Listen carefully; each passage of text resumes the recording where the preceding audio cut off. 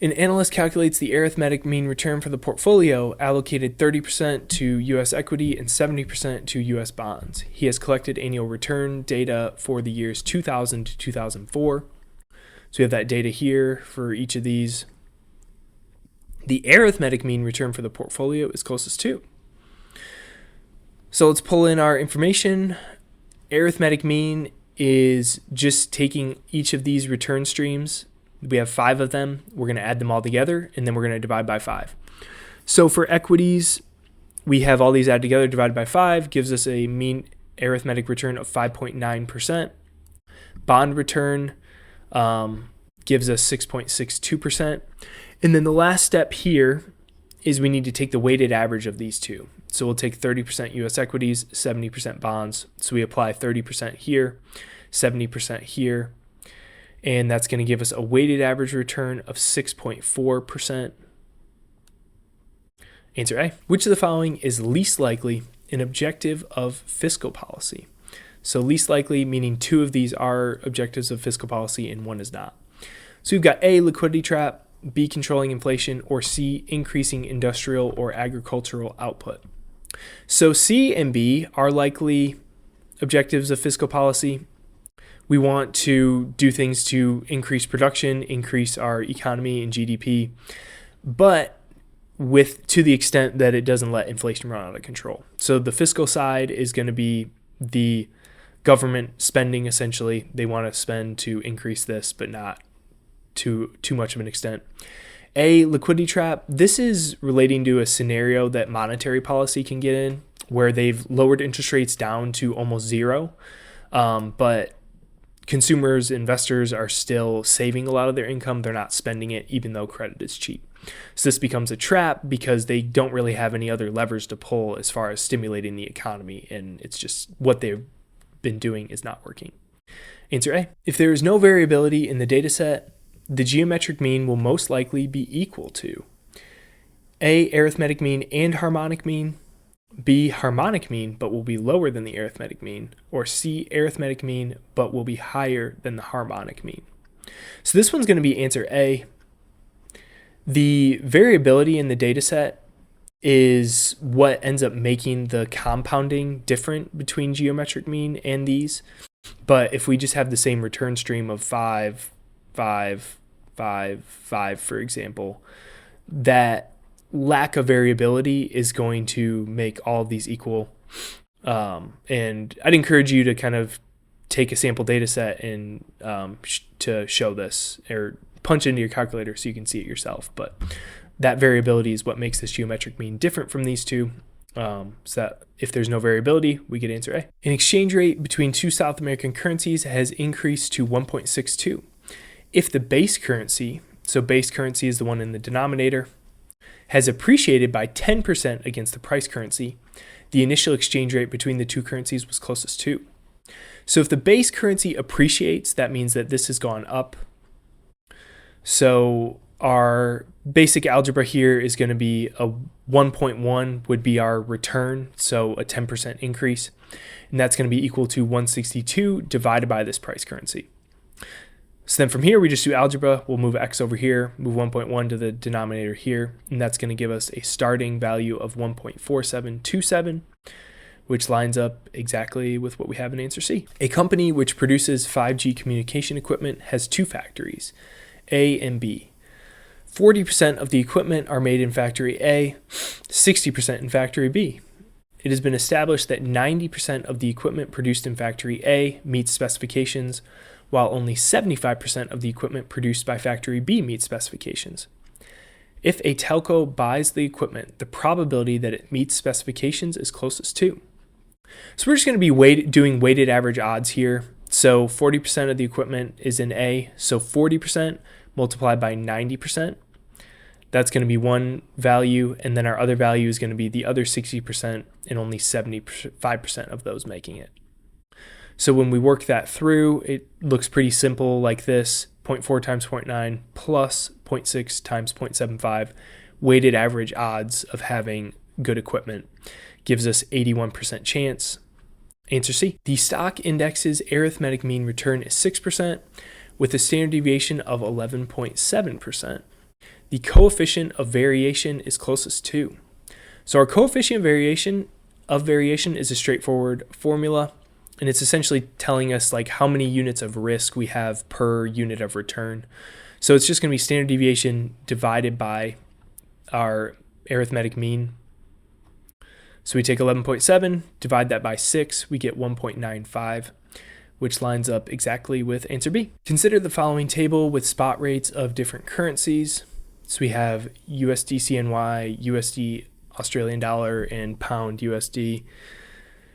Mitchell, an FX dealer, has quoted the CNY pound spot rate at 0.1. So we don't have that one here. The arbitrage profit that can be earned from transacting CNY GBP is closest to. So what we're going to do is take all these currencies and we're going to convert it into a spot rate that we have here. And then we need to compare that to 0.1, and then we can determine the arbitrage profit, which we'll calculate by taking the difference between the two. And based on the answers, there will be some arbitrage profit, just a matter of magnitude here.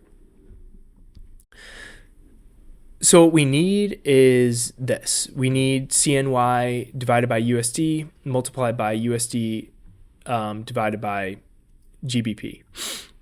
So we don't have to use this formula in the middle here. We can get everything we need from these two.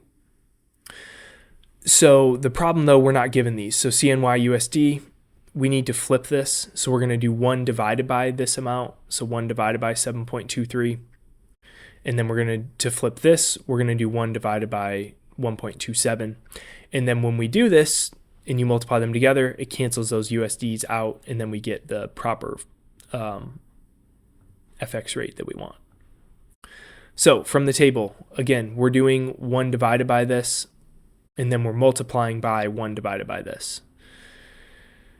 So when we work through that, we do 1 divided by 7.23, which is given here, and then we're multiplying that by 1 divided by 1.27, and that gives us a value of 0.1089, which is different than 0.10. So when we look at our profit here, we'll subtract these two, and we get 0.0089.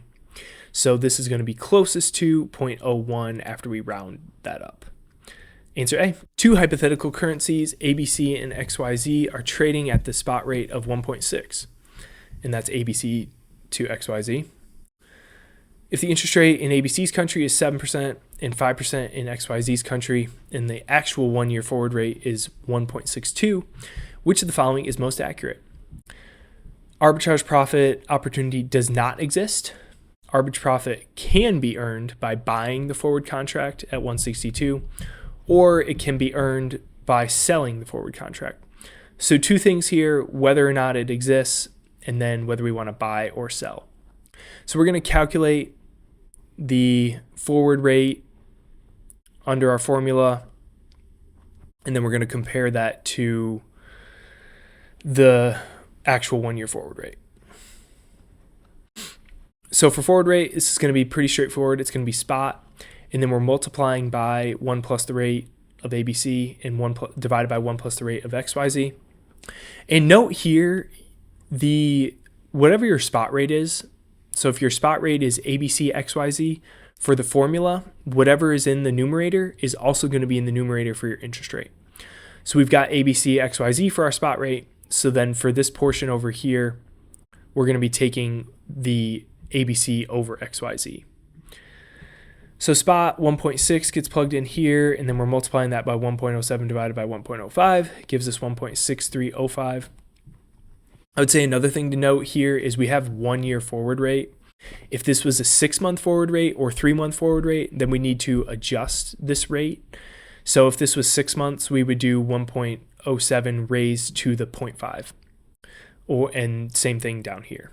And then for 3 months, it would be raised to the 0.25. So for this one, because it was 1 year, we don't need to adjust that, but you may need to adjust it if it's less than a year in a different problem. So we have 1.6305 is the actual, and we compare that to 1.62. So there is arbitrage profit. And now it's a matter of, do we want to be buying or selling? So if the actual value is 1.603 and we can buy it for 1.602, we want to buy low and sell high. We think that if it's here, it should converge to this. So that means that we want to be buying at that 1.62 value. If it was 1.6 or 1.61 or something, then we would want to be selling the forward contract. Answer B. Real money accounts are most likely on which side of the market? So real money meaning folks that are actually trading to make money for themselves. Is this going to be A, the broker? This will not be the broker. The broker is generally going to be the intermediary, and they're kind of taking the spread between bid and ask and not necessarily profiting off of buying an investment and holding it and making money off that. B, the sell side. This is also going to fall into the same camp as brokers. They're going to be trying to be an intermediary between transactions, facilitating those transactions happening, not necessarily buying and holding money to invest, which is going to leave us with C, the buy side. This is typically going to be like mutual funds and other institutional investors who are researching investments. They are buying them to try and make money off of the investment, which is what is implied by real money accounts. Answer C. Which of the following is least likely a strategy used by governments to protect domestic goods? So least likely, 2 of these will be used to protect domestic goods and 1 will not. And so protecting domestic goods essentially means, what are we doing to limit or decrease imports or make imports less attractive so that people are buying our goods that we're producing internally? So is it A, licenses? We can rule that out since this would be a way to protect domestic goods. It essentially gives out or requires permits for different products in their imports. And so it would kind of limit what can come into the country or who can bring goods into the country. So this would protect domestic goods. B, import quotas, similar to licenses. This would only allow a certain amount of a type of product to come into the country. And so presumably there would be more demand than that. And then you could sell domestic goods to make up that demand. C, decrease in tariffs, which is going to be our answer. A increase in tariffs is what we would use to protect domestic goods. A decrease in tariffs is going to encourage more imports, which could hurt domestic goods production. Answer C.